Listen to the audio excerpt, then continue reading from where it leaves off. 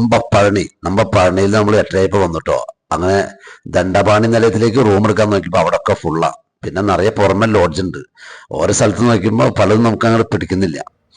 അപ്പൊ അങ്ങനെ കുറച്ചേരം ഇരുന്നു, ചായ കുടിച്ചു, എല്ലാവരും കുറച്ച് നടന്ന ക്ഷീണത്തിലായി. അങ്ങനെ നോക്കുമ്പോൾ അവിടെ സ്ട്രീറ്റ് കച്ചവടം നടക്കുന്നുണ്ട്. എൻ്റെ കുട്ടികൾക്ക് ഈ പെരുന്നാൾ സ്ഥലത്ത് നിന്നൊക്കെ ഇങ്ങനെ മേടിക്കുന്ന ഒരു ശീലമുണ്ട്.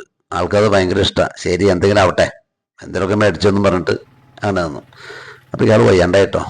അപ്പം ഞാൻ പറഞ്ഞു സ്പീഡൊക്കെ കുറഞ്ഞിട്ടുണ്ട്, അപ്പോൾ നമുക്ക് എന്തായാലും റൂം എടുക്കണം എന്ന് പറഞ്ഞു. അങ്ങനെ ചെല്ലുമ്പോഴാണ് അരുണാചൽ ഇൻ എന്ന് പറഞ്ഞൊരു ഹോട്ടൽ കണ്ടത്. കുറച്ച് നന്നായിട്ടുണ്ടായിരുന്നു. വേഗം റൂം എടുത്തു.